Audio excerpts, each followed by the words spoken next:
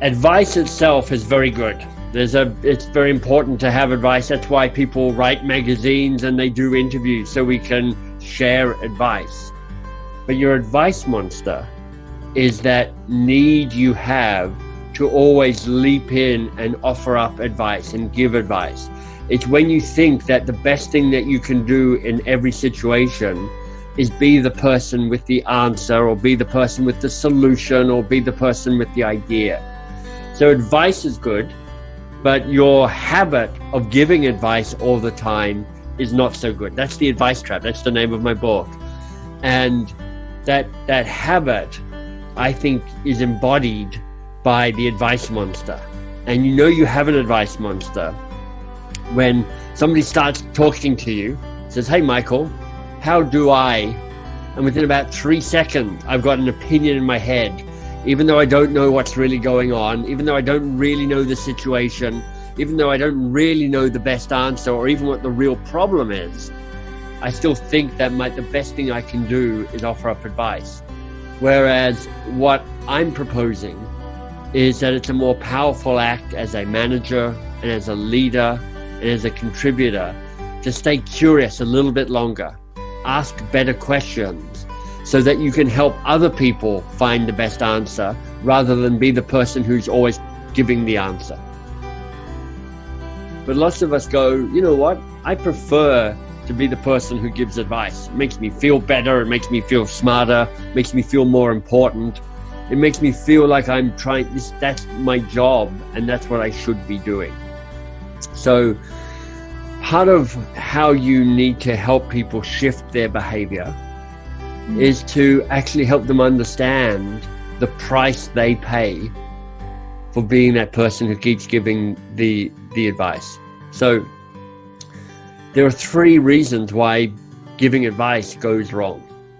The first is this: quite often you are trying to solve the wrong problem, because you think that the first problem, the first challenge that gets offered up is the real challenge. And actually, it almost never is. It's somebody's first guess, it's their first idea, it's the first thing that comes to mind for them. But actually, the first challenge is often not the real challenge. So if you're busy trying to solve that, you're wasting your time and you're wasting everybody's time, because you're trying to fix the wrong thing. The second reason is that your advice isn't actually as good as you think it is. And we have, Sophie, all these cognitive biases that are in our brains saying, no, your advice is actually excellent. But actually, it turns out that lots of the time your advice is slightly wrong, slightly dated, comes with your own biases and your own experiences, and actually your advice isn't as good as you think it is. But even if you have a moment where you know exactly what the problem is that needs to be solved, and you have a really good idea to fix it, you have a bigger leadership challenge, which is, what's the right leadership act right now? Is it to offer up the advice, or is it to help the other person uncover what the real challenge is and come up with their own ideas? And there's advantages and disadvantages to both. There are certainly some times where the right thing to do is to give the person the answer. You know, if it's an emergency, if it's a crisis, if they could never come up with the answer themselves, then your role might be to give them the answer. But more often than people realize, the better leadership act is to say, look, my job is not to have the right answer, it's to help us solve the right problem.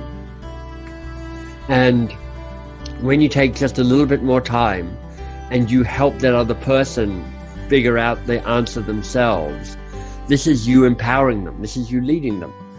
So what that means is, next time they feel more confident and more competent and more self-sufficient and more autonomous and more courageous and more creative, and they're more likely to do the work by themselves. So if you think your job as a leader is to make your team better, make your team smarter, increase the capacity of your team to do more, better work, then quite often the right leadership act for you is not to give the answer, but to ask the better question.